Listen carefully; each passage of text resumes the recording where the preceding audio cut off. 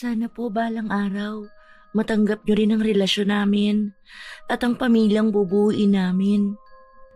Patawad, Nay. Pero si Jake po ang pipiliin ko.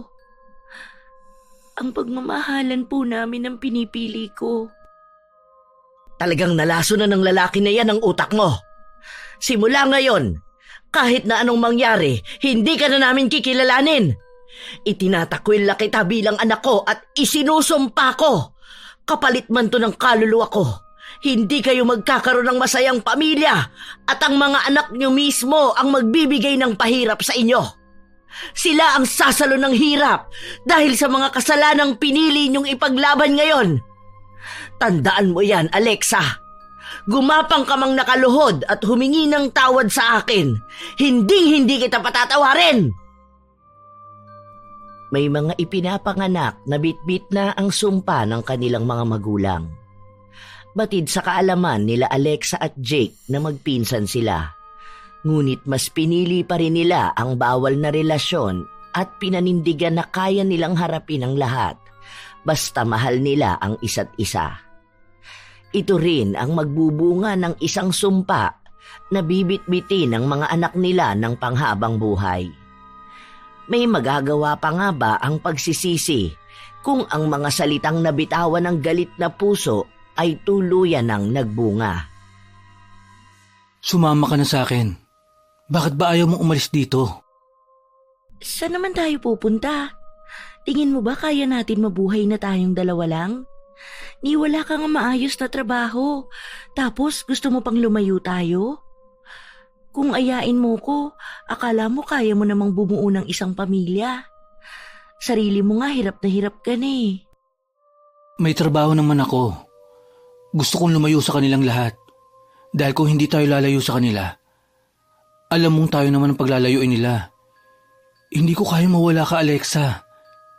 Hindi ko nakikita ang buhay kung hindi ka kasama. Mahal na mahal kita. Ang gulo na ng lahat.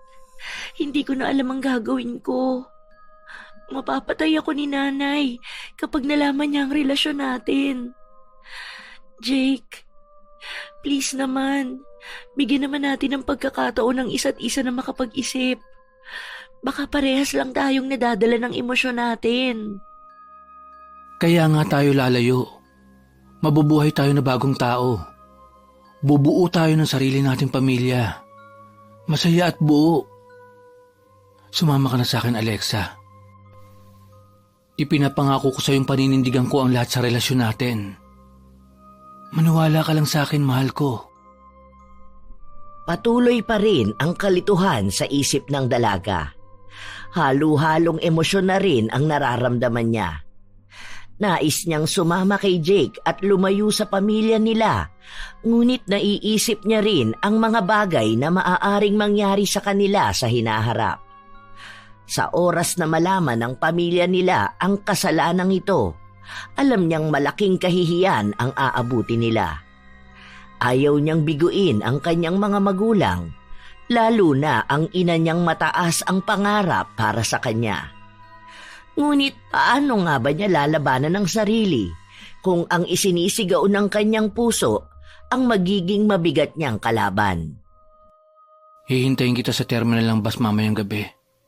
Aalis tayong dalawa. Gusto kong makasama ka. At alam kong gusto mo rin mapunta sa isang lugar na hindi natin kailangan pang itago ang pagmamahalan nating dalawa. Matapos itong sabihin ni Jake, nagmamadali siyang umalis. Si Alexa naman ay naiwang nakatayo at gulong-gulo ang utak. Umuwi ang dalaga sa kanilang bahay dahil nalalapit na rin ang oras ng pagdating ng kanyang ina. Hindi pa siya tapos sa mga gawaing bahay na naiwan niya kanina. Habang naglilinis ng bahay, ang utak ng dalaga ay nasa pagitan ng pagdedesisyon kung magpapakita ba siya sa kanyang nobyo o mananatili sa bahay nila at piliin ang kanyang pamilya. Dahil sa pagiging abala ng kanyang utak, hindi niya napansin na naroon ang kanyang ina. Nagkagulatan pa sila noong nabangga niya ito. Nariyan na po pala kayo, Nay. Kanina pa po ba kayo rito? Hindi ko po kasi kayo napansin eh. Akala ko kasi mamaya pa kayo uuwi. Hindi naman masyado. Ano bang nangyayari sa iyong bata ka? Bakit nakatulala ka na naman dyan? May problema ka ba? Para kang lutang na hindi ko maintindihan. Hindi ka naman ganyan eh. Depende na lang kung may nararamdaman kang masakit o may pinoproblema ka. Tungkol saan ba? Sa pera ba? Kulang ba ang pera mo sa pag-a-apply mo sa trabaho? Pwede ka namang manghingi. Wala naman po, Nay. May mga iniisip lang po ako. Pero hindi naman ito malalim. Ayos na po yung pag-apply ko sa trabaho ko. Hinihintay ko na lang naman po kung kailan nila ako bibigyan ng schedule. Kumain na po ba kayo? Oo, kumain na ako kanina sa bahay ni Manang Esther. Ikaw, kumain ka na ba? Umuwi na ba ang mga ate mo? Mamaya na lang po. Wala pa akong ganang kumain. Pakiramdam ko kasi busog pa ako. Ang bigat po ng tiyan ko. Panay kasi ang inom ko ng tubig. Kanina po umuwi si ate. Kaso umalis din siya agad. Hindi niya po sinabi kung saan siya pupunta. Baka mamaya lang po nandito na rin sila. Baka sa kanila na lang po ako sasabay kumain. Napapansin ko na hindi ka masyadong kumakain. May masakit ba sa'yo? Pumapayat ka rin at namumutla pa ang mga labi mo. Gusto mo bang dalhin kita sa doktor? O kaya bukas doon tayo sa center. May libreng check-up naman eh. Wag na po, Nay. Maayos lang po ako. Baka kulang lang din po ako sa tulog. Nitong mga nakaraang araw po kasi, palagi ako nagigising ng alanganing oras. Oo nga. Dahil doon sa aso ng kapitbahay. Palagi nga rin ako nagigising dahil ang ingay eh. Napagsabihan ko na sila. Ang sabi, ililipat daw nila sa kabilang bahay nila. Hayaan mo, mamaya makakatulog ka na ng maayos. Baka nga po. Ipaalala nyo na lang po sa kanila mamaya bago tayo matulog. Hindi na nahintay ni Alexa na magsalita ang kanyang ina. Pakiramdam kasi ng dalaga ay babaliktad ang kanyang sikmura, kaya dali-dali na rin siyang nagtungo sa kusina upang sumuka. Agad din namang sumunod ang kanyang ina na bakas ang pag-aalala sa mukha. Sandali pang tinapik ni Lani ang likod ng anak. Mukhang may sakit ka nga, anak. Sandali lang. Halika rito at magpunta tayo sa doktor. Baka mamaya lumalala ang nangyayari sa'yo. Nung nakaraan ko pa yan napapansin eh. Baka mamaya nalasong ka na sa mga kinakain mo sa labas. Ang sabi ko kasi sa'yo, iwasan mo na yung pagbili-bili mo sa kanto. Alam mo bang ang daming nababalita ng food poisoning? Okay lang po ako. May naamoy lang ako na hindi ko nagustuhan kaya nasuka ko. Mabaho lang po talaga. Parang ang lansa na hindi ko maintindihan. Basta hindi siya gusto ng ilong ko. Ang sakit pa sa ulo. Hindi po ako nalason. May naamoy ka? Hindi kaya buntis ka? May nobyo ka na ba at hindi mo man lang sinasabi sa amin? Naku, talagang bata ka. Hindi po ako buntis, Nay. Sadyang masama lang po ang timpla ng tiyan ko at may mabaho naman po talaga akong naamoy. Baka rin dahil to sa paglilinis ko kanina. May patay na daga po kasi ako nakuha sa ilalim ng sofa eh. Sigurado ka bang hindi ka buntis? Para kasing napapansin ko na rin na may kakaiba sa'yo. Kailan ka ba huling dinatnan? Katatapos ko lang po nitong nakaraang araw. Di po ba? Irregular naman ang buwan ng dalaw ko. Paano po ako mabubuntis? Basta kapag may nararamdaman kang kakaiba sa sarili mo, sabihin mo lang sa akin para makapunta tayo sa ospital. Ay naku, nag-aalala talaga ako sa iyo, anak ko. Hindi na nakapagsalita pa si Alexa. Humawak siya sa kanyang tiyan. Kahit na hindi siya umamin, alam niya sa sarili niyang may nabuo na sa kasalanang pagmamahalan nila ni Jake. Nakumbinsi naman ni Alexa ang nanay niyang hindi siya buntis at wala siyang ibang sakit na nararamdaman. Nang kinagabihan na yon, nagdesisyon ang dalaga na sumama sa kanyang nobyo. Wala na siyang ibang kayang maging desisyon Dahil kung tunay nga na may bata sa sinapupunan niya, kailangan na nilang manindigan sa pagmamahala nila. At ang tanging paraan lamang ay magtago sa lugar na walang nakakakilala sa kanila. Labis ang tuwa na nararamdaman ni Jake noong nakita niya ang dalaga na palapit sa kanya. May taklob ang mukha ni Alexa para maiiwas ang sarili niya sa mga maaaring tao na makakita sa kanila. Nagpunta ka.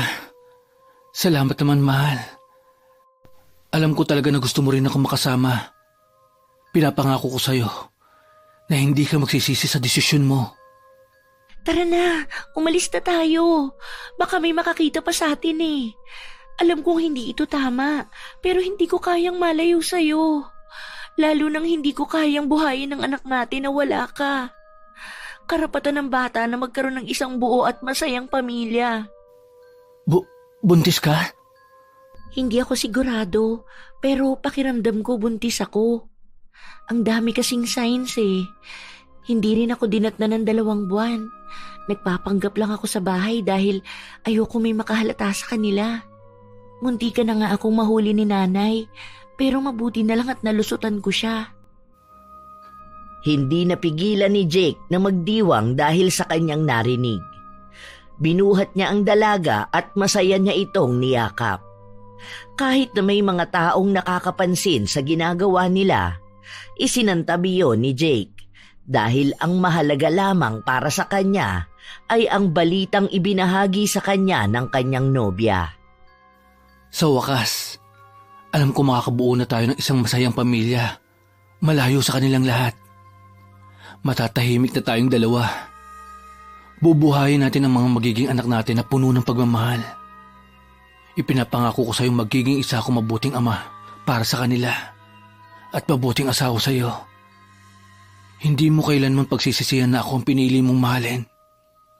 Pangako ko sa iyo yan, mahal ko. Hindi kumibo ang dalaga.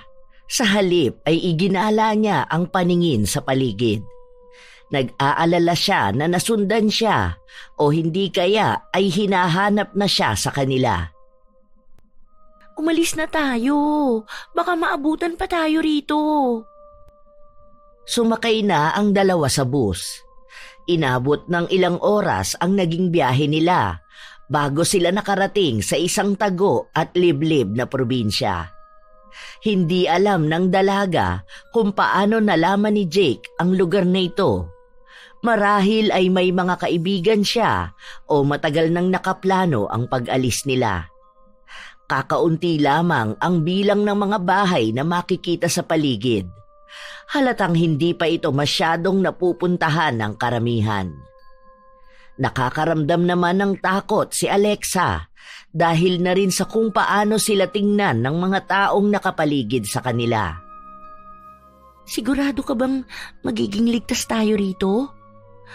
Natatakot kasi ako eh. Oo, ligtas tayo rito. May nakuha na akong paupahang bahay. At dito tayo magsisimula ng ating pamilya. Huwag ka nang mag-alala. Wala ni isa sa mga kamag-anak natin ang makakakita sa atin dito. Kahit sino sa mga kapatid ko, hindi alam ang lugar na ito. Isang kaibigan ko lang ang may alam at hindi niya sasabihin kahit kanino ang sikreto natin. Magtiwala ka lang. Pinagplanuhan ko na ito. Kaya alam kong kahit ipahanap pa tayo ng mga magulang mo, hindi nila tayo matatagpuan. Paano naman yung mga tao rito? Sigurado ka ba na ni isa sa kanila hindi kilala ang sino man sa pamilya natin? Alam mo naman na marami tayong mga kamag-anak na maraming kilala sa iba't ibang lugar. May politiko pa tayong mga tito. Sinigurado ko nang wala silang alam tungkol sa atin. Simula ngayon, ibang pangalan ang gagamitin natin. Hindi na tayo ang Alexa at Jake na nakilala ng pamilya natin. Tayo na lang mismong 2 ang nakakaalam ng tunay na katauhan natin. Halatang sigurado na si Jake sa mga salitang binitawan niya, na siya namang kinakapitan ng dalaga. Naniniwala siya sa mga sinabi ng kanyang nobyo na ang lugar na ito na ang magsisilbi nilang bagong mundo. Naglakad ang dalawa palapit sa isang maliit na bahay kubo. Maganda ang pagkakayari ng bahay kahit nagawa lamang yon sa kahoy. May isang kwarto at kusina. Mabait naman ang may-ari ng bahay at sinabi sa kanila na kapag may kailangan sila o may problema, pwede silang magpunta sa bahay nila upang humingi ng tulong. Hindi lang sanay ang dalaga sa ganitong pamumuhay dahil sanay siya na palagi niyang kasama ang kanyang ina. Ngunit dahil mas pinili niya si Jake, kailangan niyang bigyan ng pagkakataon ang sarili na mag-adjust sa lugar na ito. Hindi ba ang saya rito? Ikaw, ako, at ang magiging mga anak natin. Dito sa lugar na ito natin sila masusubaybayang lumaki. Makikita natin silang maglalaro sa paligid. Pag-aaralin natin sila. Tanging masayang alaala at pagmamahalan ng magiging matibay na pundasyon ng tahanan na ito. Paano kung magtanong sila tungkol sa pamilya natin? Kung hanapin nila ang mga lolo't lola nila. Ano ka ba, mahal? Huwag mong problemahin ang bagay na hindi pa naman problema. Madali lang naman palusutan yan. Basta, maging masaya tayo sa kung ano man ang mayroon tayo ngayon. Okay? Gusto ko munang magpahinga. Ang sakit ng katawan ko sa naging biyahe natin kanina. Inasikaso muna ng binata ang kwarto na kanilang tutulugan. May mga gamit siyang nadala at kakaunting mga damit. Naniniwala kasi si Jake na ganito ang una nilang gagawin at habang nagtatrabaho siya ay magpupundar na siya ng iba pang gamit. Alam niyang mahihirapan sila sa umpisa, ngunit hindi maglalaon ay makikita nilang malayo na ang tinatakbo ng kanilang relasyon. Yun lamang ang tanging mahalaga sa kanya. Kinagabihan, nakahiga lamang si Alexa, katabi ang kanyang nobyo. Ang lalim na naman yata ng iniisip mo. Tungkol na naman ba saan? Ang dami pa ring mali na nagawa natin. Natatakot ako. Hindi ko na maintindihan ang nararamdaman ko ngayon. Alam kong sa mga oras na to, hinahanap na ako sa bahay. O baka nga, alam na nilang nawawala tayong dalawa. Imposible na hindi nila mahalata ang relasyon natin.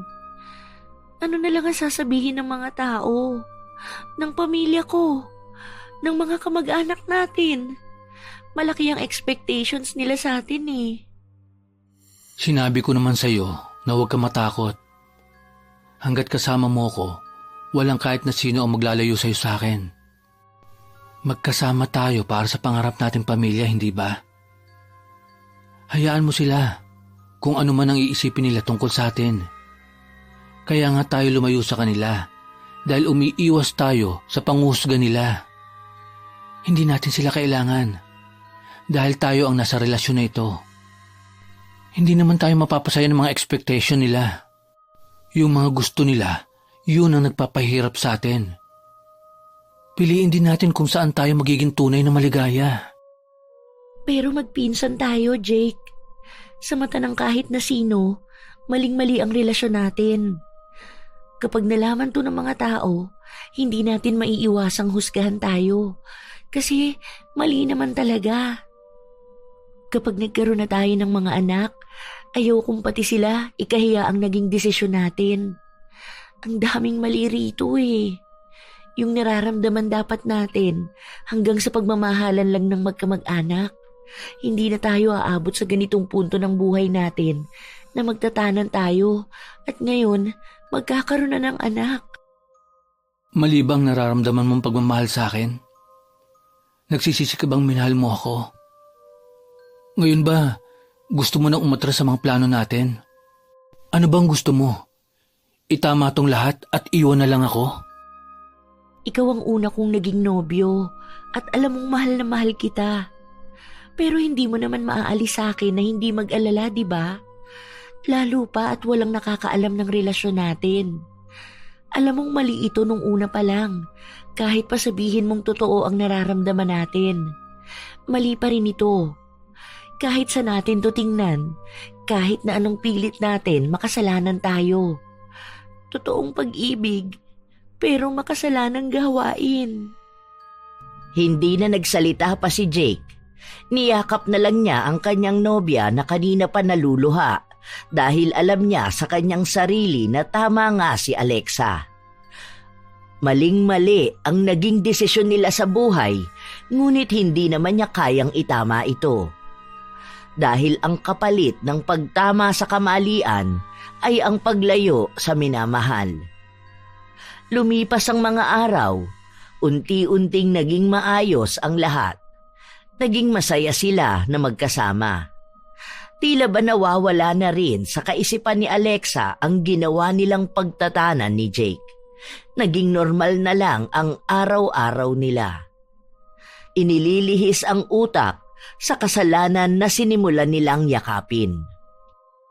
Hindi ka ba gaanong lumalabas, mahal? Lumalabas lang ako kapag may bibilhin, pero madalas kasi kumpleto na itong mga dinadala mong grocery eh. Kaya dito lang ako sa bahay. Bakit mo naman naitanong?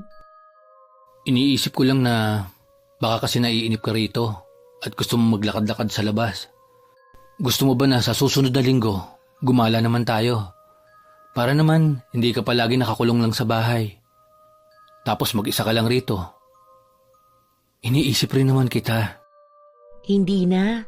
Sanay naman ako na palaging nasa bahay eh. Saka ayoko rin masyadong makita sa labas. Baka mamaya may makakita sa atin. Mas safe tayo kung magtatago lang ako. Ayoko lang kasi na palagi kang ganyan. Hayaan mo. Sobrang layo naman natin eh.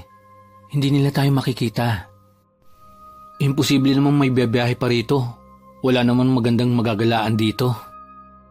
Sige, subukan na lang natin sa susunod kapag may extra na sa sahod mo. Nagtitipid din kasi tayo dahil kailangan natin ng ipon kapag nanganak na ako. Sandaling natigilan sa pagsasalita si Jake at tumingin sa tiyan ng kasintahan. Bakas na ang umbok ng tiyan ni Alexa. Ilang buwan na lang din ang hihintayin nila. Lalabas na ang una nilang anak. Malapit na palang lumabas ang baby natin. Siguro, magiging kasing pogi ko yan, no? 2 pogi na magpaprotekta sa'yo, mahal. Teka, paano ba malalaman kung babae o lalaki ang magiging anak natin? Hindi ko rin alam eh.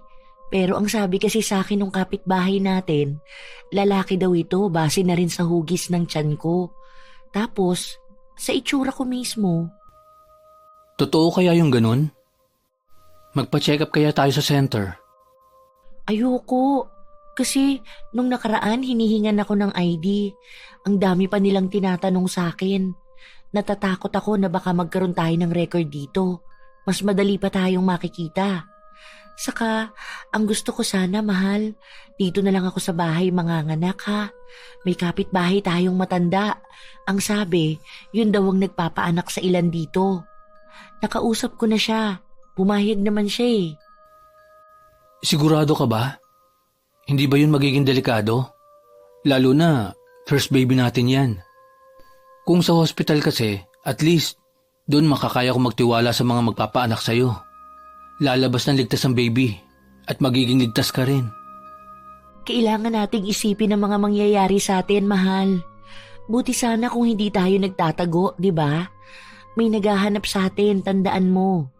Kapag may mga record tayo, mas madali sa kanila matrace kung nasaan tayo. Kapag nakita nila tayo, kahit pa may anak tayo, alam kong gagawa sila ng paraan para lang paglayuin tayong dalawa. Pasensya ka na, mahal. Ang daming kailangang isakripisyo para lang sa pagtatago nating ito. Pati magiging kalagayan mo sa panganganak, kailangan pang itago. Hayaan mo, alam kong dadating din ng araw na magiging malaya tayong mahalin ng isa't isa. Hindi na tayo matatakot lumabas. Hindi na mangangamba na makita tayo ng kusino man. Dahil tatanggapin na rin ng mga tao ang relasyon na mayroon tayo.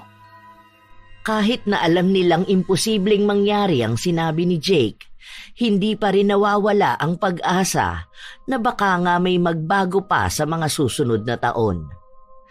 Mahirap man paniwalaan na ang magpinsan ay nakatira sa iisang bubong at bumubuo ng kanilang sariling pamilya. Dahil kahit na pagbali-baligtarin nila ang mundo, ang maling pag-ibig mananatiling mali, kahit pamantama ang sinisigaw ng kanilang damdamin. Lumipas pa ang mga linggo, naging payapa ang buhay nila. Hindi pa rin sila nahahanap ng kanilang pamilya. Sa mga sandaling napapanatag na sila, naganap ang kinatatakutan nila. Habang mag-isa ang dalaga sa loob ng kanilang bahay, nakarinig siya ng sunod-sunod na pagkatok. Ay, hala, ano ba naman yan? Bakit gano'n naman kung kumatok? Akala mo sisirain na yung pinto namin. Sandali lang po, papunta na.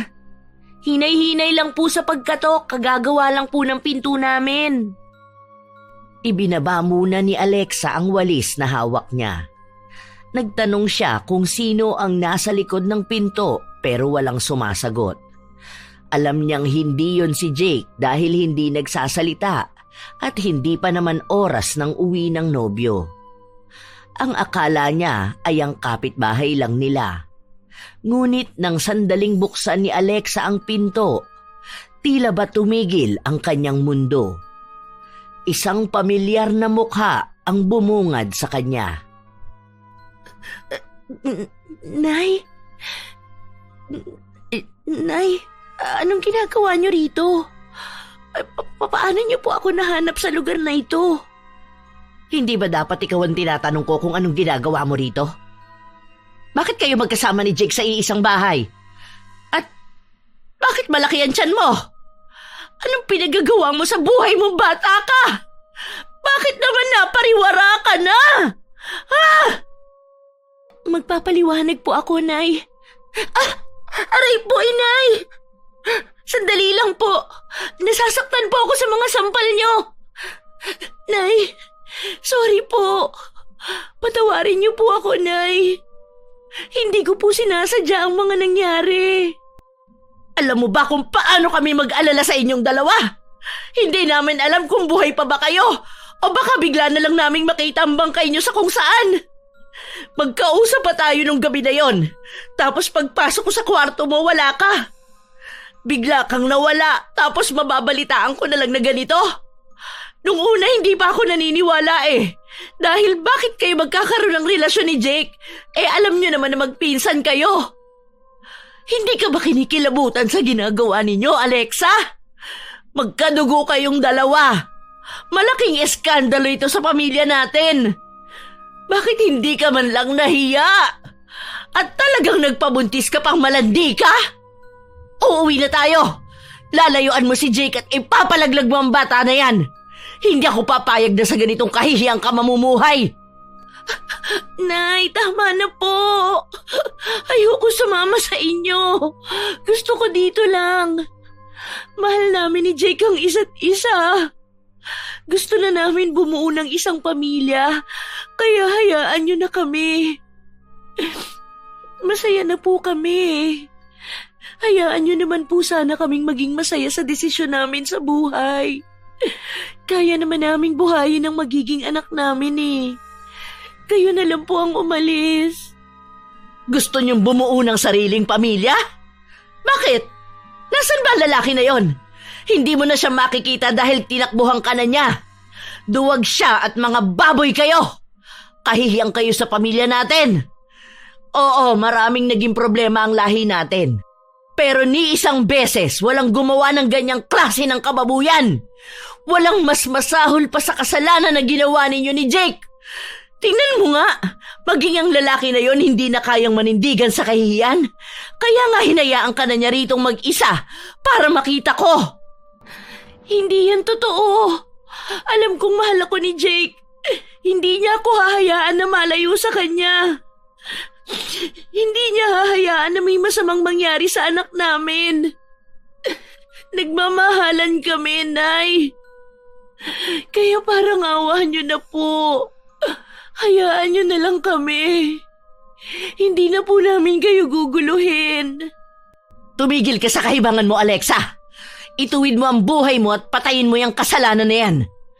Uuwi tayo at kahit na ayaw mo, ipapalaglag mo yan. Hindi ko tatanggapin yung anak mo. Bunga yan ng isang kasalanan at karumihan. Kapag nabuhay ang bata na yan, magiging malaking sampal yan sa amin. Isang kahihiyang bibit-bitin mo ng pangmatagalan. Kaya hanggat may pagkakataon pa, kailangan na yang alisin. Nay, please po. Huwag naman po ang anak ko. Parang hawa niyo na po. Nakakahiya ka, Alexa! Talagang lumuluhod ka pa sa harapan ko? Kahit na anong gawin mo, hindi na magbabago ang desisyon ko! Dahil sa iskandalo na nangyayari, nagsimula na ang bulong-bulungan sa paligid. Nakikiusyoso na rin ang mga kapitbahay sa nangyayari sa loob.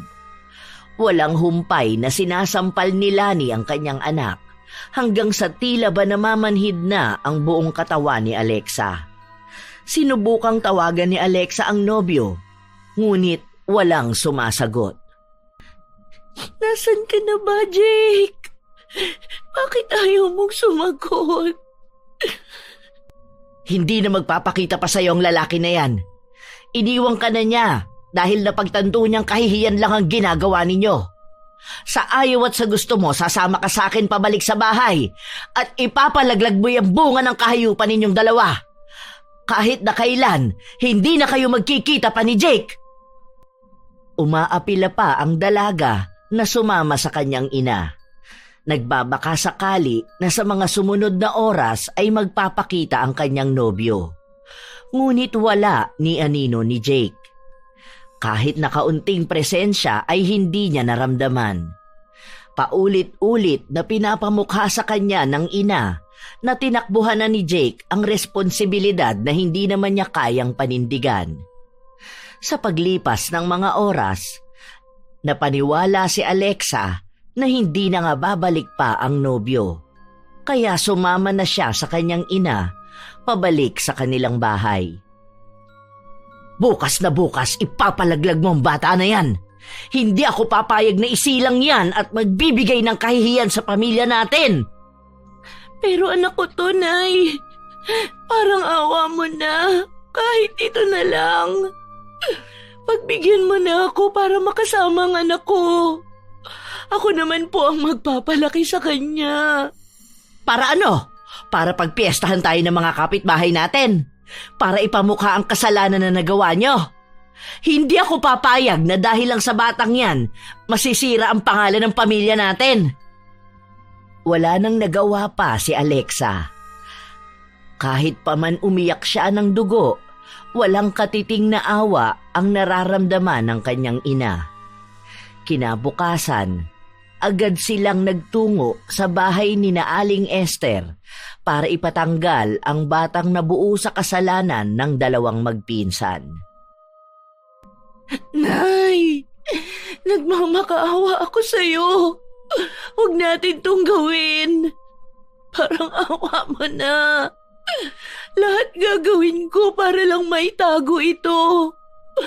Parang awa mo na, Nay. Apo mo rin ito. Magpapakalayo-layo na lang ako. Doon ko papalakihin ang anak ko. Hindi ko yan tatanggapin. Hindi ako tatanggap ng batang binuhay sa kasalanan. Hindi ako papayag na sisirain niya ng buhay mo at ang magiging tingin sa'yo ng mga kamag-anak natin. Hindi mo bubuhayin ang batang yan sa mundong ito para lang ipaalala ang naging bunga ng kahayupan ninyong magpinsan. Bakit po ba mas mahalaga pa sa inyo ang sasabihin ng ibang tao? Hindi naman nila to malalaman kung hindi natin sasabihin sa kanila eh. Ang lawak ng mundo. Pwede namang sa ibang lugar ako tumira. Basta makasama ko lang ang anak ko. At talagang pinagpipilitan mo pang maling nagawa mo. Kahit na saang lupalop ka pa ng mundo magpunta, makikita at makikita ka pa rin ng mga taong kilala natin. Walang lihim na hindi nabubunyag. At lahat ng itinatago, kusang sisingaw ang baho. Ayokong dumating ang araw na makakarinig na ako ng mga balita tungkol sa kalandian mong hayop ka! Malakas na sampal ang inabot ni Alexa. Nanginginig sa galit ang kanyang ina at kahit na anong pagmamakaawa niya ay ayaw siyang pakinggan. Mas lalo lang sa kanyang pinaparamdam na kahit buhayin niya ang bata, hindi pa rin ito magagawang mahalin ni Lani. Alam mo kung anong reputasyon ang inalagaan ng pamilya natin. Hindi namin pinaghirapan yon para lang sirain mo. Pinahiga si Alexa sa isang papag upang doon simulan ang paghilot sa kanyang tiyan. Ngunit bago pa man siya mahawakan ni Manang Esther, nagulat sila nang biglaang may sapilitang nagbukas ng pinto. Nang matuon ang atensyon nila, nakita nila si Jake. Puno ng pasa ang kanyang mukha at ang ibang parte ng katawan ay may mga sugat pa. Agad na napatayo si Alexa at tumakbo palapit sa kanyang minamahal. Jake, saan ka ba nanggaling? Anong nangyari sa'yo? Mabuti na lang naabutan pa kita rito. Kung nahuli pa ako ng dating, baka wala nang anak natin. Ang kapal na mukha mo magpakita pa rito. Lumayo ka nga dyan, Alexa. Hinila ng ginang ang kanyang anak, ngunit hindi nagpatinag ang dalaga. Mas naging mahigpit pa ang pagkakahawak niya sa kanyang nobyo. Bitiwan niyo siya. Hindi ako papayag na sisirain ninyo ang pamilyang binubuo namin. Mahal namin ang isa't isa. Sinabi ko na sa inyong kaya ko panindigan si Alexa. Pero anong ginawa niyo? Pinabugbog niyo ako na halos ikamatay ko. At ngayon, gusto niyo namang ipapatay ang anak namin. Dapat talaga hindi na kita binuhay pa eh. Ang ibig pong sabihin, kayo ang may gawa niyan kay Jake? Oo, dahil gusto kong ilayo ka sa kahihiyan. Pero ikaw tong lingkis ng lingkis sa hayop na yan. Akala mo ba madali ang magkaroon ng isang pamilya? Ngayon pa nakaakibat niyang pagmamahalan niyo ang kahihiyan sa angka natin. Magpinsan kayo. Hindi yan isang normal na pagmamahalan na napapanood niyo sa mga telenovela. Pero Nay, mahal na mahal po namin ang isa't isa. Kaya naming harapin ang panghuhusga ng lipunan basta magkasama kaming dalawa. Alexa, matalino ka pero bakit ganyan ka mag-isip? Hindi mo ginagamit yung utak mo. Hindi sa lahat ng bagay, emosyon mo ang paiiralin mo. Huwag kang tatanga-tanga na aasa sa pagmamahal na nagsimula sa pagkakamali. Mali man ito sa paningin nyo. Kailanman hindi magiging mali ang pagmamahal na nararamdaman namin sa isa't isa. Hindi ko kayang mabuhay na wala si Jake. Hayaan nyo na po kami. Pumili ka, Alexa. Ang walang yang lalaki na yan o ang pamilya mo? Hindi ka agad nakapagsalita ang dalaga, ngunit alam na niya sa kanyang kalooban kung sino ang pipiliin niya. Ano, Alexa? Pumili ka! Dahil sa oras na piliin mo ang lalaki na yan, asahan mo nang buburahin ka na namin sa mga buhay namin. Sana po, balang araw, matanggap nyo rin ang relasyon namin at ang pamilyang bubuuin namin. Patawad, Nay. Pero si Jake po ang pipiliin ko. Ang pagmamahalan po namin ang pinipili ko. Talagang nalaso na ng lalaki na yan ang utak mo. Simula ngayon, kahit na anong mangyari, hindi ka na namin kikilalanin. Itinatakwil kita bilang anak ko at isinusumpa ko. Kapalit man to ng kaluluwa ko. Hindi kayo magkakaroon ng masayang pamilya at ang mga anak niyo mismo ang magbibigay ng pahirap sa inyo. Sila ang sasalo ng hirap dahil sa mga kasalanang pinili niyong ipaglaban ngayon. Tandaan mo yan, Alexa. Gumapang ka mang nakaluhod at humingi ng tawad sa akin. Hindi kita patatawarin. Biglang humangin ng malakas matapos itong sabihin ni Lani. Baka sa mga mata niya ang galit na nararamdaman dahil sa pinili ng kanyang anak. Umalis na rin ang dalawa at nagpakalayo-layo. Mas pinili nila ang pagmamahalan kaysa sa kanilang mga sariling pamilya. Nagpunta sila sa isang malayong isla kung saan walang sino man ang makakakilala sa kanila o makakaalam ng tunay na kwento ng buhay nila. Sa paglipas ng panahon, tuluyan na ngang itinakwil ng magulang niya si Alexa, hanggang sa nanganak na siya sa kanilang panganay. Ang pogi naman ng baby natin. Halatang manas sa tatay niya. Magkamukha kayo ng mata at ang salabi naman kahawig sa akin. Mabuti naman maayos ang anak natin, no? Sa totoo lang, kinabahan talaga ako sa maaaring mangyari. Tungkol pa rin ba yan sa sumpa na sinabi ng nanay mo? Siguro wala naman yon, mahal. Nadala lang din ng galit si tita. Dahil nga, hindi niya inaasahan na kami ng magiging anak mo ang pipiliin mo. Pero siguro, darating din ng araw, matatanggap din nila ito. Sa ngayon, huwag ka na muna magpaka-stress, ha? Tandaan mo, lahat ng bagay ay nagiging maayos pagdating ng araw. Matatanggap din nila ang anak natin. Kahit hindi sabihin ni Alexa, hinihiling niya rin na sana'y nasa tabi niya ang kanyang ina at aalalay sa kanya dahil ito ang unang beses niyang magkakaroon ng anak. Marami pa siyang mga bagay na hindi alam, pero dahil ayaw niyang istorbohin ang kanyang ina at humingi ng tulong, sinikap na lang niya na gawin ang kaya niya. Nagtatanong siya sa mga kapitbahay nila ng mga maaari niyang gawin kung paano niya maaalagaan ang kanyang anak. 2 taon pa lamang ang panganay nila.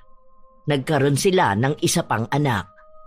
Doon na nagsimulang makaramdam lalo ng paghihirap ang dalawa. Wala na tayong pambili ng gatas ni Riri. Tapos may lagnat pa si TJ. Pinainom ko ng oregano na pinakuluan ko kanina, pero ang tigas pa rin ang ubo niya eh. Ang init niya rin. Gusto ko sana siyang dalhin sa bayan bukas para maipa-check up. May extra ka pa ba? Bukas na ba kailangan? Wala na akong pera dito eh. Pamasahe ko na lang ito papasok sa trabaho bukas. Tapos, naghahanap ako ng ekstrang trabaho para may ipambayad tayo sa kuryente.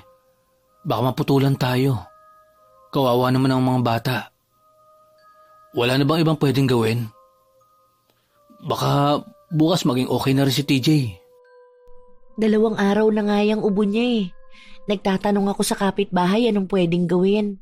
Ayun nga, may nagbigay sa akin ng oregano. Kaso lang di naman iniinom ng bata dahil ayaw niya ng lasa. Kung sa gamot naman, hindi ko alam kung anong pwedeng bilhin. Natatakot ako na baka mamaya mali yung maipainom ko. Lumala pa lalo ang sakit niya. Hindi ko na alam. Sandali lang. Babalik ako. Saan ka pupunta? Anong oras na? Pupuntahan ko sa paring Chris. Dahil yun may baby sila. Itatanong ko sa asawa niya kung may natira pa silang gamot. Para sana mapainom kay TJ. Hintayin mo lang ako rito. Halos 1 linggo rin ang inabot ng ubo ng kanilang anak dahil kung ano-anong gamot na lang ang pinainom nila. Hindi kasi makapagbigay ng pera si Jake para madala sa ospital ang bata. Kahit na medyo tumagal, gumaling din naman ang kanilang anak. Sa paglipas ng mga araw, sunod-sunod ang naging problema nila. Nawalan ng trabaho si Jake at nagkaroon pa ng bagyo. Mahal, paabot naman ng mga ginupit kong galon para ilalagay ko rito sa mga tumutulo sa bubong natin. Ang dami na pala, no? Kailangan nang mapalitan ito. Marami pa nga dun sa may higaan. Kaya dun ko pinagtabi sa gilid yung mga bata dahil baka mabasa sila. Ang lakas pa naman ng ulan. Nakakatakot din yung hangin. Gumagalaw yung bubong natin. Baka mamaya tangayin yan, mahal. Naglagay na ako ng gulong dyan. Hindi na yan tatangayin. Bukas ng umaga, kapag hindi na masyado maulan, aayusin ko ang bubong. Ay, kailan kaya tayo makakalipat ng bahay? Naaawa na ako sa inyo ng mga anak natin. Hindi ganitong buhay ang ipinangako ko sa'yo. Magiging maayos din ang lahat, mahal. Pagsubok lang to sa atin. Hanggat magkakampi tayo, kaya nating harapin ang anumang hamon ng buhay. Nakikita ko naman na ginagawa mo ang lahat eh. Hindi pa lang siguro umaayon ang lahat sa atin. Pero kaya natin to. Ang daming dahilan para sumuko sila. Pero dahil mahal na mahal nila ang isa't isa, alam nilang darating din ang araw na giginhawa sila. Ngunit habang tumatagal, lalong humihirap ang lahat. Hindi na nagkaroon pa ng matinong trabaho si Jake. Kadalasan ay 1 linggo lang siya nagtatagal. Minsan naman ay araw lang. Kahit ang mga pagkain nila ay nahihirapan na silang bumili. Isang gabi, nakaupo ang mag-asawa sa labas ng bahay. Habang tulog ang mga anak nila, nagkaroon sila ng malalim na usapan. Ang hirap na, mahal. Hindi na tayo makakain ng maayos. Tapos hindi na natin mabigyan ng maayos na buhay ang mga anak natin. Malapit na mag-5 taon si TJ. Tapos susunod nito, kailangan na natin siya pag-aralin. Di sa pasukan, papasukin na natin siya. Bibili na ako ngayon ng mga pwede niyang magamit para hindi tayo mabigatan. Hindi yun ang point ko rito. Hindi na natin kaya eh. Wala kang maayos na trabaho. May binabayaran tayong kuryente. Nakikikabit na nga lang tayo eh. Nakiusap na lang ako sa kapitbahay na sa susunod na buwan na lang tayo magbabayad sa kanila. Mabuti na lang, mabait sila. Saan na tayo pupulutin ito sa mga susunod? Gagawa natin ang paraan. Di ba? Hanggat mahal natin ang isa't isa, kaya natin lahat. Nawawalan ka na ba ng pag-asa? Hindi ako nawawalan ng pag-asa sa pagmamahala natin. Pero minsan hindi nawawala sa isip ko na maaaring tama nga si nanay sa mga sinabi niya noon. Paano kung ito na talaga ang sumpa? Nagsisisi ka na ba na ako ang pinili mo? Wala akong pinagsisisihan dahil mahal ko kayo ng mga anak natin. Ang bumabagabag sa akin ay yung sinumpa ni nanay sa atin. Paano kung ito na mismo yun? Masyado na tayong nahihirapan eh. Parang lahat ng gawin natin may hadlang. Mahal, makinig ka sa akin, okay? Walang sumpa. Hindi totoo mga ganyan. Gawa-gawa lang yan ng mga matatanda. Dahil gusto nilang matakot tayo sa mga maaaring mangyari sa mga salita nila. Hindi ba sa daming taong nanunumpa, tingin mo ba nagkakatotoo? Di sana isinumpa na lang yung mga taong masasama. Yung mga tao na mas malala pa ang ginawa kaysa sa atin. Kaya huwag ka na masyado mag-isip. Kasi hindi lang tayo ang naghihirap. Kasama talaga ito sa pagbuo ng isang pamilya. Hindi lang talaga maalis sa utak ko. Tuwing may nangyayari sa atin, yun agad ang naiisip ko. Simula ngayon, kalimutan mo na yung sumpa-sumpa na yan. Ilang taon na tayo nagsasama. Baka biglang mo lang yung naiisip kasi mismo na ang pamilya mo. Tama ka nga siguro. Pero tingin mo ba, dapat magtrabaho na rin ako? Para naman matulungan na kita. Hindi na. Kaya ko na ito. Ako ang padre de pamilya. Kaya ako ang bubuhay sa inyo. Kapag nagtrabaho ka, sino na lang ang mag-aalaga sa mga anak natin? Bata pa sila. At ang gusto ko, mapagtuunan mo sila ng pansin. Gusto ko, nasa tabi ka nila. Ikaw ang aalalay sa kanila. Pero kasi, nahihirapan ka na rin eh. Ang dami mo ng trabaho na kinukuha. Paano kung ikaw naman ang magkasakit? Kaya ko ito dahil kayo ang inspirasyon ko. Mahal kita. Mahal na mahal ko kayo ng mga anak natin. Ayokong nag-iisip ka ng mga ganyang negatibong bagay. Okay? Hinalikan ni Jake sa noo ang kanyang asawa para makaramdam ito ng ginhawa sa kanyang dibdib. Ang nais lamang ni Jake ay bigyan ng magandang kinabukasan ng pamilya niya, kaya lahat ng klase ng trabaho ay pinasok na niya. Mahirap man ang buhay, kahit na paano ay naitatawid nila ang buhay sa pang-araw-araw. Ngunit noong inaakala nila na magiging payapa na ang buhay nila, dumating ang isang kalbaryong lalong magpapahirap sa kanila. Itinakbo nila sa ospital ang panganay nilang anak sa araw mismo ng 5 taong kaarawan nito. Nakaupo si Alexa habang hinihintay ang asawa niyang dumating. Mahal, anong nangyari? Mahal, mabuti naman nandito ka na. Kanina pa kami rito eh. Ngayon lang naasikaso si TJ. Basta kanina, naghahanda ako para sa lulutuin kong pansit. Bigla na lang siyang natumba. Kanina ko pa siya ginigising pero walang nangyayari. Natatakot ako. Mahal, hindi pa rin lumalabas ang doktor. Hindi ko alam kung anong nangyayari sa anak natin. Ay, Diyos ko po. Sana nasa maayos na kalagayan ng anak ko. Kumalma ka na lang muna, mahal.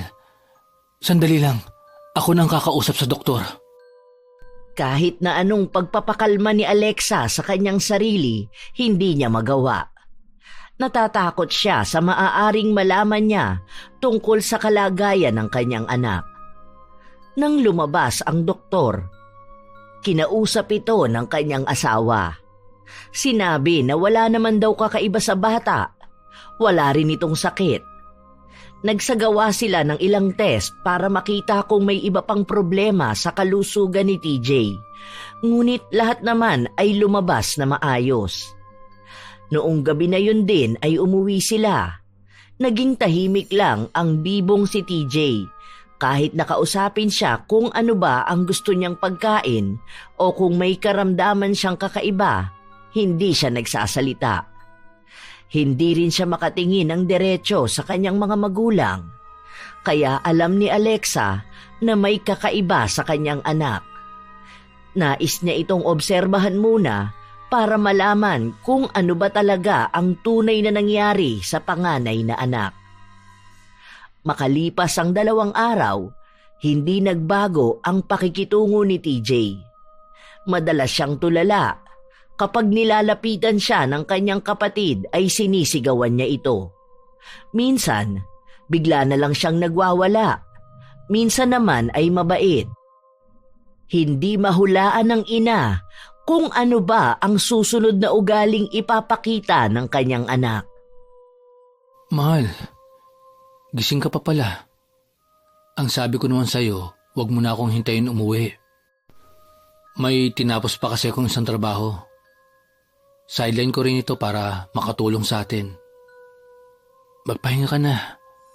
Halata namang pagod ka. Katutulog lang ni TJ. Nagwawala kasi siya kanina. Pinaghahagis niya lahat ng nahawakan niya. May nagsabi sa akin na baka may sakit sa utak ang anak natin. Paano kung totoo yun, mahal? Bakit naman siya magkakaroon ng sakit sa utak? Bata yan. Malamang moody talaga yan. Kausapin na lang natin ng mahinahon. Napagsasabihan naman natin yan eh. May nagsabi sa akin na may free check-up daw sa susunod na linggo para daw yun sa mga kabataan na pwedeng may autism. Gusto ko sanang pumunta para ipatingin si TJ eh. Bakit ba kasi ang hilig mong makinig sa mga sinasabi nila? Walang sakit sa utak ang anak natin. Kung iniisip mo na nababaliw siya, parang ikaw na lang din ang nagbibigay ng dahilan para magkatotoo yun. Mahal, pagod na ako sa trabaho ko. Ginagawa ko lahat para sa pamilya natin. Utang na loob naman. Hindi ko na kayang idagdag pang isipin yung mga iniisip mo. Dahil masyado kang nagpapaapekto sa sinasabi ng mga tao sa paligid mo. Ito ang unang beses na napagtaasan ni Jake ng boses ang asawa. Ramdam na rin kasi niya ang pagod at ang stress sa nangyayari sa kanilang anak. Kinabukasan, nagising sila sa malakas na sigaw ng kanilang anak. Dali-daling lumabas si Alexa upang hanapin si TJ. Naabutan niya ang anak na nasa lupa at naglulupasay. Naku, anak, ano bang nangyayari sa'yo? May dalawang bata na nakatayo at mukhang sila ang kaninang kalaro ng kanyang anak. Kayong mga bata kayo, anong ginawa niyo sa anak ko? Nasaan ba ang mga magulang niyo? Hindi man lang ba kayo maturuan ng magandang asal? Naisa ng sakta ni Alexa ang mga bata, ngunit dumating ang nanay ng isa. Inilayo niya kaagad ang dalawang bata. Nagalit pa ang babae at sinabi na bakit pati bata ay papatulan niya. Nakita naman daw ng lahat na ang anak niya ang unang gumawa ng mali. Nanakit siya ng kalaro niya at noong papatulan na siya, bigla siyang nagsisigaw at naglupasay sa lupa. Sinabi pa ng babae na nababaliw na ang anak niya. Isa sa dahilan kaya nakaramdam ng labis na galit si Alexa. Bawiin mo yung sinabi mo! Hindi baliw ang anak ko! Kayo ang baliw! Kayong lahat! Mga buwisit kayo at pakialamera sa buhay ng ibang tao! Oh, ayan! Andyan na naman kayo mga tsismosa kayo! Nanonood na naman! Nagalit din ang ibang mga tao na nasa paligid nila dahil bakit daw ganun siya magsalita sa ibang tao. Doon na nagsimulang makaaway ni Alexa ang mga tao na dati ay kaibigan niya. Ito rin ang dahilan kaya natanggalan sila ng kuryente dahil ayaw na silang pakabitin pa ng isang kapitbahay. Naiinis kasi ito sa inaasta ni Alexa at sa naging masamang pagbabago ng kanyang ugali. Wala tayong kuryente, mahal? Anong nangyari? May nasira ba? Wala na. Tinanggalan na nila tayo dahil ayaw na nilang tumulong sa atin. Ayun, ang mga bata nasa loob ng kulambo naliligo sa pawis. Ano ba naman kasing buhay tong meron tayo? Palala ng palala ang kamalasan. Buisit! Mahal, huminahon ka nga. Ako na ang kakausap sa kanila. Para pakabitin muna tayo. Hindi pa natin kaya magpalagay ng sarili nating kuryente. Dahil mababa lang naman ang kita ko. Sapat lang ito para may makain tayo. Kahit anong pakiusap mo sa kanila, hindi ka pakikinggan ng mga yon. Nagagalit sila sa akin. Ano na naman ba kasi ang ginawa mo? Inaway mo na naman ba sila sa walang kwentang bagay? Dahil inaaway ng mga anak nila ang anak natin. Sinasabihan nilang nababaliw na si TJ. Ni hindi nga sila makatulong sa pag-aalaga sa anak natin. Pagod na ako sa ganitong buhay, Jake. Hindi na tayo umaangat eh. Lalo lang tayong naghihirap. Pabaon tayo ng pabaon. Tapos hindi ko na alam kung gagaling pa ba ang anak natin. May mali ba sa pagpapalaki ko sa kanya? Hindi na kumibo pa ang lalaki dahil alam niyang mabigat ang pinagdaraanan ng kanyang asawa. Gumawa na lamang siya ng paraan para magkaroon sila ng kuryente. May isa siyang kapitbahay na napakiusapan niya na tuwing gabi ay papakabitin sila ng kuryente para makatulog lang ng maayos ang mga bata. Umabot na ng 1 taon, walang nagbago kay TJ. Naging mas malala pa siya. Minsan ay may kinakausap siya na hindi nakikita ng iba. Nakakapanakit na rin siya kaya iniiwas na siya ng ina na makalabas o ang makalapit man lang sa kanyang kapatid.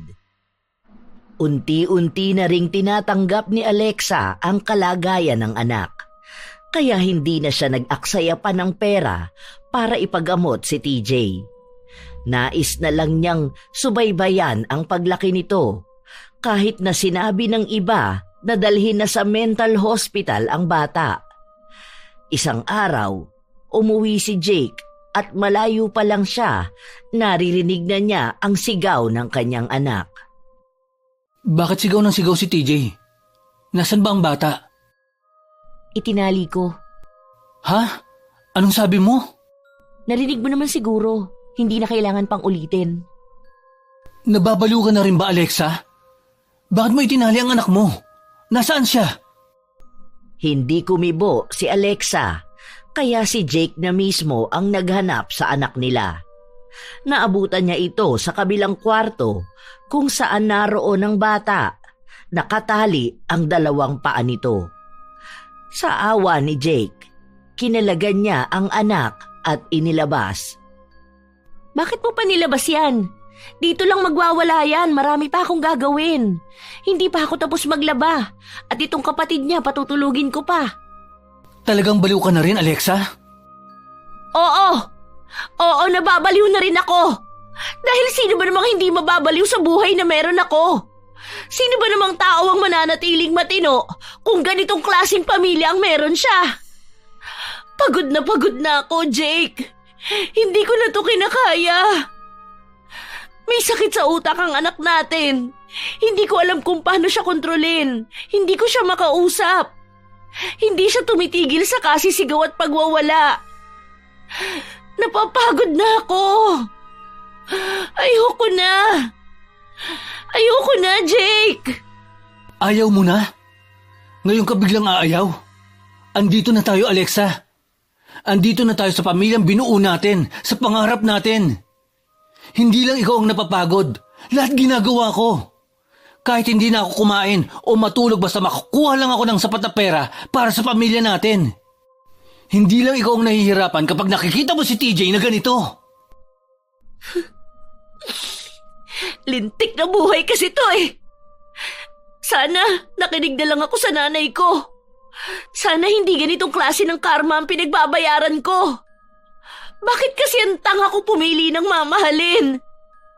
Bakit hindi ako nakinig? Ngayon, hindi ko alam kung hanggang kailan ko pagbabayaran ang sumpa na yon. Puro ka sumpa. Wala ka ng ibang inintindi kung hindi ang sumpa na yan. Kaya siguro nagkakatotoo yan dahil niyayakap mo ng niyayakap ang punyetang panunumpa sa'yo ng nanay mo. Ikaw ang gumagawa ng sarili mong kapalaran, hindi ang sumpa na yan. Pinaparinig mo sa mga anak mo na bunga sila ng pagsisisi mo. Kung hindi ka sana sumama sa akin, wala sana sila sa mundong ito, di ba? Yun ang gusto mong ipamukha. Kasi tama naman talaga sila. Hindi kailanman magiging tama ang ginawa natin, Jake. Makasalanan tayo at ito na ang pinagbabayaran natin ngayon. Pinilit nating piliin ang maling pag-ibig. Mahal na mahal ko kayo, pero minsan gusto kong itama tong pagkakamali na nagawa ko. Kaso wala na eh. Nandito na tayo. Ito na yung buhay na dapat nating harapin. Ito na yung karma natin. Bumuhos na ng tuluyan ang luha ni Alexa. Hindi niya kailanman naisip na masasabi niya ang mga salita na yon, lalo na at nasa harapan siya ng mga anak niya. Umiiyak ang 2 bata. Nangangarap siya noon na magkaroon ng isang bahay na puno lang ng pagmamahalan. Ngunit tunay ngang kailanman hindi tahimik ang tahanang itinayo sa pagkakasala. Sa paglipas ng mga buwan, sumapit na rin ang 5 kaarawan ng bunso nilang anak. Sa hindi inaasahan, parehas na ang 2 bata na nakakaranas ng kakaibang sakit sa kanilang pag-iisip. 2 na ang inaalagaan ni Alexa. Parehas na nagwawala kaya palagi niyang itinatali. Wala na siyang nakikita pang kahit na anong pag-asa sa buhay niya. Hanggang kailan ba tayo magiging ganito? May mas lalala pa ba sa nangyayari sa buhay natin? 2 anak na natin yan eh. Ipinanganak naman natin silang normal. Pero bakit ganyan na? May nilapitan na ako makakatulong sa atin para tignan ng mga bata. Ang sabi, maaagapan pa naman daw yan. May mga gamot na kailangan para sa kanila. Kaya huwag kang mawala ng pag-asa, mahal. Huwag mawala ng pag-asa? Tingin mo ba may katiting pang pag-asa sa akin? Naghihirap na ang 2 bata. Mas lalo rin tayong pinapahirapan. Ito na yun eh. Naaalala mo ba ang huling sinabi ni nanay? Na ang mga anak natin ang makakaramdam ng paghihirap. na sila ang magiging kabayaran ng mga kasalanan natin. Ginagawa na nila. Naaawa ako sa kanila dahil wala naman silang muwang sa mundo. Hindi sila ang nagkasala, pero bakit sila ang dapat nasingilin? Ayokong maniwala sa sumpa. Pero nandito na sa harapan natin eh. Kahit ayaw mong paniwalaan yan, nangyayari na. Sa paglipas pa ng mga araw, lalong naghihirap si Alexa sa pag-aalaga sa mga anak niya. Dahil madalas na nakatali lang ang mga bata, bumabakat na sa balat nila ang linya ng higpit ng lubid. Nagsusugat yon. Hindi maatim ni Alexa na makita ang mga anak niyang ganon ang kinalalagyan, pero kailangan niyang tatagan ng loob. Nangangayayat din ang mga bata dahil ayaw nilang kumain. Nagawa ring patulugin ni Alexa ang dalawa niyang anak. Doon lang siya nagkaroon ng pagkakataon para gawin ang ibang gawaing bahay. Sakit ng ulo ko ah. Bakit kaya ako nahihilo?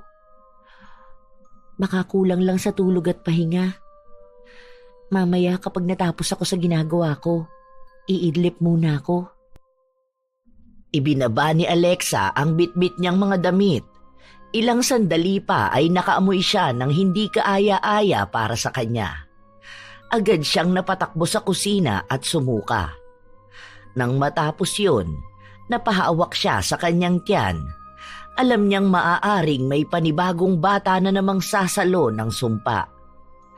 Nang makauwi ang asawa niya, agad niya itong sinabi. Ano bang kinakatakot mo? Ipapalaglag ko tong bata. Anong sabi mo? Kailangan kong patayin tong bata sa sinapupunan ko para iligtas siya sa kakaharapin niyang sumpa kapag isinilang siya. Ayoko magdagdag pa ng anak na maghihirap dahil lang sa nagawa ng mga magulang niya. Anak natin yan, Alexa. Gusto mong patayin ang sarili mong anak? Mag-isip ka nga ng maayos. Oo, handa akong tapusin ang buhay niya bago niya maranasan ang lintik na buhay na meron tayo. Ano? Ipapanganak siyang normal, pero kapag sumapit na siya ng 5 taong gulang, bigla na lang siyang mawawala sa katinoan? Kawawa lang siya kung masisilayan niya ang ganitong lipunan. Hindi mo ipalalaglag yung anak natin. Pagkakasala yung ginagawa mo. Matagal na akong nagkasala, kaya nga yun ang pinagbabayaran ng mga anak ko eh. Ngayon, ang pagkakasala na gagawin ko ay para sa ikabubuti naman ng magiging anak ko.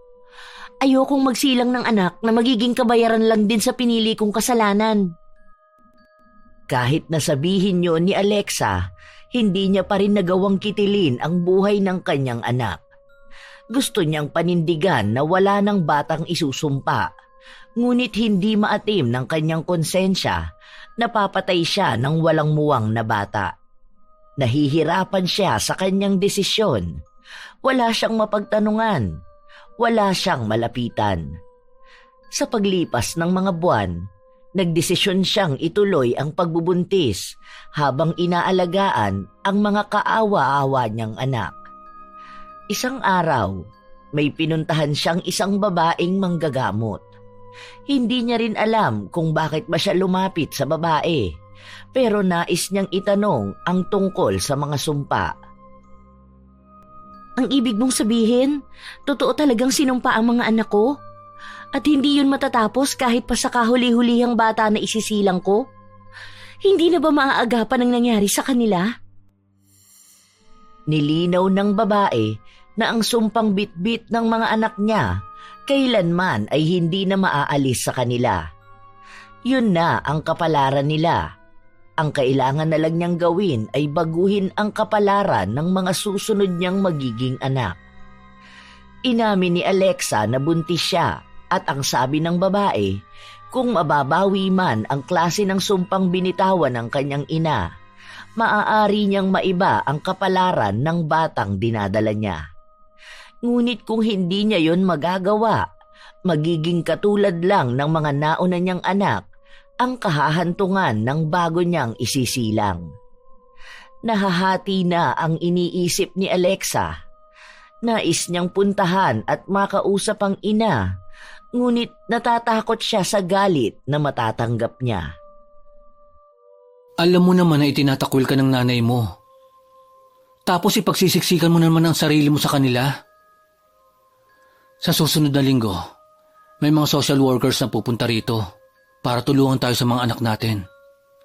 Dadalhin daw sila sa magaling na espesyalista para malaman ang diferensya nila. Bakit kasi lumapit ka pa doon sa manggagamot na yon? Hindi naman totoo yung mga ganyan. Magkaiba tayo ng paniniwala, pero parehas na pwedeng may mangyari. Wala naman sigurong mawawala kung lulunukin ko ang pride ko at hihingi ng tawad sa nanay ko. Dahil kahit saan namang parte natin tingnan, nagkamali talaga tayo. Hindi na natin pwedeng gawing dahilan na mahal natin ang isa't isa. Minsan kailangan nating tanggapin ang katotohanan na kasalanang mahalin ng pinsan. Hindi na pinigilan pa ni Jake ang asawa sa desisyon na nais niyang gawin. Nagbiyahe mag-isa si Alexa para makapunta sa bahay nila. Kahit naramdam niya ang kahihiyan at magiging husga ng mga taong makakakita sa kanya, isasantabi niya yun. Dahil alam niyang siya lang ang tanging tao na makakapagpabago ng kapalaran ng batang isisilang pa lang. Pagpunta sa bahay nila, ang kapatid niya lang ang nakausap niya. Dahil ayaw siyang makita ng kanilang ina. Pero hindi tumigil si Alexa na manuyo. Hindi siya umalis hanggat hindi niya nakikita ang ina. Sige na ate, kahit na saglit lang. Gusto ko lang talagang makita si nanay. Aalis na rin ako matapos nito, kahit na hindi niyo na ako makita kahit na kailan. Pagbigyan niyo na ako, parang awa niyo na. Lumuhod si Alexa sa harapan ng kanyang mga kapatid. Sinabi niya na kahit papahalikan nila ang kanilang mga paa ay gagawin niya. Bigyan lang siya ng pagkakataon na makausap ang ina. Pumasok sa loob ng kwarto ang kanyang ate at paglabas nun ay hinayaan na siyang pumasok mag-isa sa kwarto. Naabutan niya ang ina na nakahiga at halatang nanghihina na ito. Ang sabi ng mga kapatid niya, simula raw nang pinili ni Alexa na sumama kay Jake, nagkasakit na ang ina nila dahil sa sama ng loob na nararamdaman. Nay! Nay, patawarin niyo po ako. Patawad po kung mas pinili kong magkasala.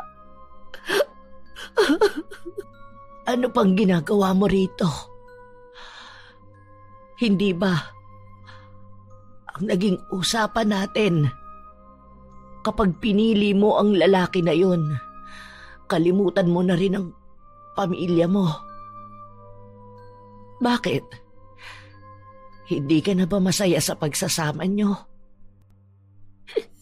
May 2 na po kaming anak. At lahat ng mga anak ko, pinagbabayaran na ang sumpang ipinataw niyo sa kanila. Naaawa na ako sa mga anak ko. Pero wala namang ibang dapat nasisihin kundi ako eh.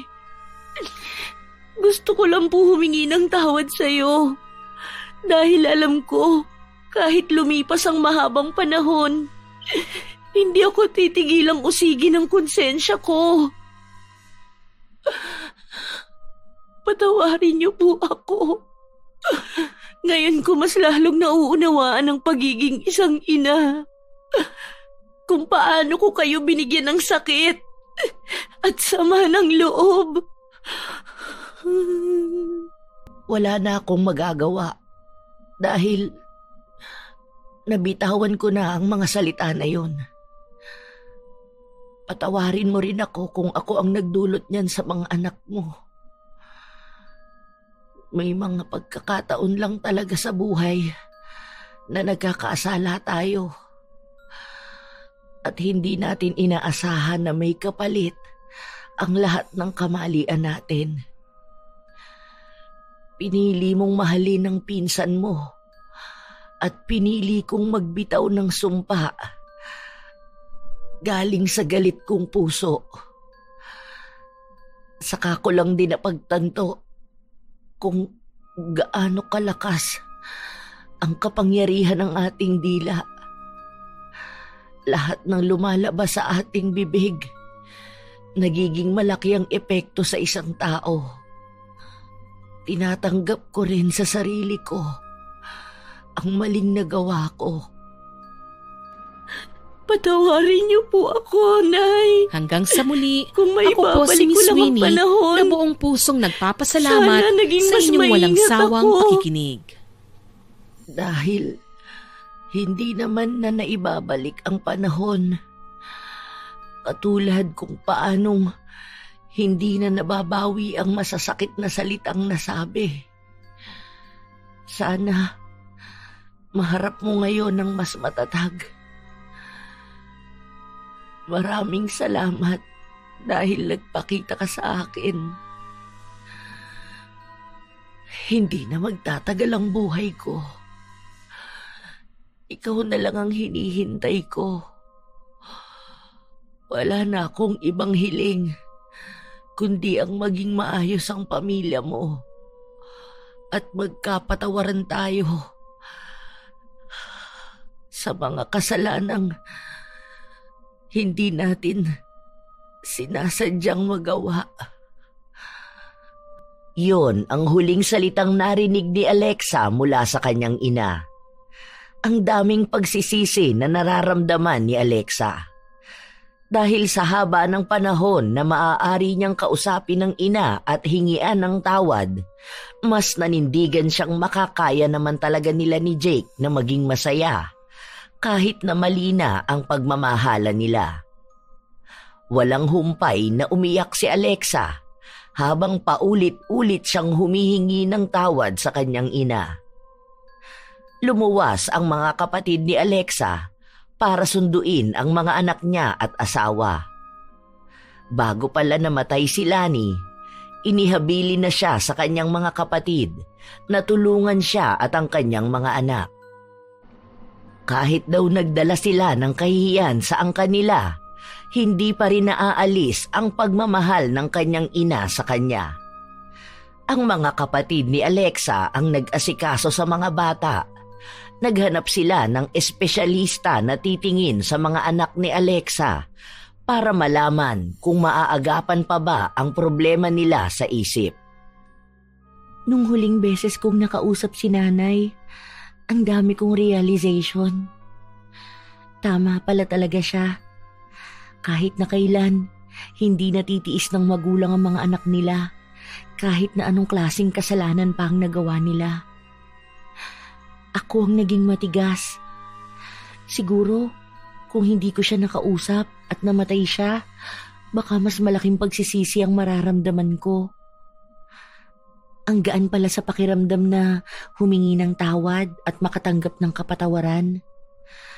Saka ko lang nalaman ang klase ng pagmamahal ng isang magulang nung naging magulang na rin ako. Lahat ng takot ko, lahat ng galit, handa akong saluhin mailigtas lang ang anak ko. Sana maging maayos ang susunod kong isisilang. Hinawakan ni Alexa ang kanyang tiyan. Hindi niya pa sigurado kung naputol na ba ang sumpa o mananatili nilang bitbit ito ng panghabang buhay. Ngunit umaasa pa rin siyang mabibigyan ng pagkakataon ang anak niyang mamuhay ng normal. Kahit pa man ang mundong kinabibilangan niya ay puno ng panghuhusga dahil sa relasyong mayroon ang kanilang mga magulang. Lumipas ang mga buwan. Nanganak na si Alexa. Isang normal na bata, ngunit hindi nila sigurado kung mananatili itong normal kapag sumapit na siya ng 5 taong gulang. Araw-araw na ipinagdarasal ni Alexa na maging maayos ang kanyang mga anak. Nandyan kanina sina ate, di ba? Nasaan sila? Andoon sila sa kwarto, kasama ang 2 bata. Tapos si Ate Jane naman, buhat-buhat si baby. Salamat naman kahit na paano nakakatulong ang gamot para sa 2 bata. Bibihira na lang silang magwala. Natuturuan na rin sila at nakakausap. Sana magtuloy-tuloy na yan. Salamat na rin sa mga kapatid mo. Dahil kahit na mahirap sa kanilang relasyon natin, gumagawa pa rin sila ng paraan para tanggapin ito. Mali man natin itong sinimulan, sana may magawa rin tayong tama para sa mga anak natin. Tama ka nga sa mga sinasabi mo sa akin noon, na kahit anong gawin nating pilit, kailanman hindi tamang magmahal ng taong kadugo natin. Marami rin pala akong kasalanan na dapat kong ihingi ng tawad sa iyo. Sorry sa pagsisimula kong mahalin ka at ipagpilitang walang mali sa relasyon natin. Maraming panghuhusga ang mas lumapit sa mag-asawa dahil ang ilan nilang mga kamag-anak ay kinukutya at hinuhusgahan ang pamilyang binuo nila. Maging ang mga anak nila ay hindi nakakaligtas sa panghuhusga ng lipunan. Ang sabi pa ng iba, kaya ganon ang nangyayari sa mga bata dahil lahat ng magpipinsan na nagmamahalan nagkakaroon ng anak na may diferensya. Hindi na gumaling ang dalawang bata pero hindi na sila katulad noon na kailangan pang itali. Malaki ang nagiging gastos nila para sa gamot na iniinom ng mga yon. Hindi sila nakapag-aral, nanatili lang sa bahay at inaalagaan ni Alexa. Sila ang araw-araw na nagpapaalala sa kanya ng kasalanang iba ang nagbayad. Ang isa na lamang sa ipinagpapasalamat ni Alexa ay ang kalagayan ng bunso nilang anak. Siya lang ang naging maayos. Nang sumapit ang 5 taong gulang nito, hindi siya natulad sa mga kapatid niya na bigla na lamang nagkaroon ng diferensya sa pag-iisip. Ito lamang ang tanging anak niya na namuhay ng normal, ngunit anak rin na bumibitbit ng kahihiyan dahil naiintindihan niya ang sinabi ng mga tao sa paligid niya, ukol sa bawal na relasyon ng kanyang mga magulang. Ang daming nagbago sa buhay nila. Kahit na anong hirap nila sa buhay, ipinagpapatuloy pa rin nilang patatagin ang loob ng isa't isa sa pamamagitan ng kanilang pagmamahalan. Kahit pa naiiba ito sa lipunang ginagalawan. May isang bagay din silang natutunan. Makapangyarihan ang salita. Ang anumang lumalabas sa bibig ay nagbibigay ng lakas sa isang kakayahan na maaaring sumira ng isang tao. Kaya dapat, bago bitawan ang isang salita, alamin muna kung ito ba'y makakasira ng buhay ng kapwa. Ngunit marami pa ring pagkakataon na mas nauunang lumabas ang salita sa bibig kaysa maisipan ng utak dahil mas pinapakinggan ang galit na isinisigaw ng damdamin.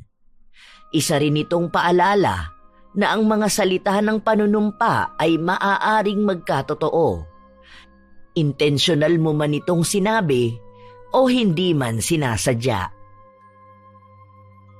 Shout out sa ilan sa mga masusugid na taga-suporta ng mga istorya ni Lola Telang.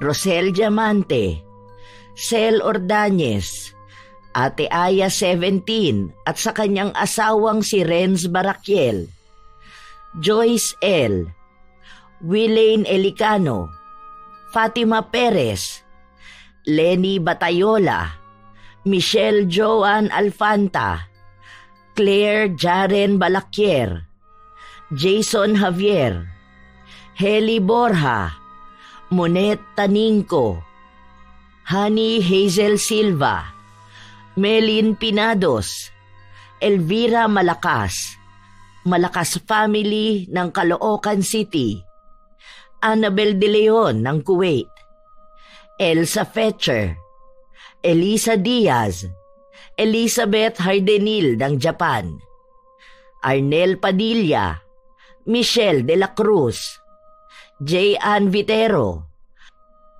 Mirasol Masuher, Mary Grace Abela, ang mga magagandang mananahi ng 888 Cycling Apparel, Ronabel Sal, Cesas Vlog at sa Castillo Family, Ana Fe Lagos, Christine Joy Belchez, Echano Family, Elena Echano, Eden Mulintas, Lovely Rose Roa, Danilo Katigan, Widelin Moring, Grace Ordinan, Jesus Kamangyan, at Devi Jane Dadivas.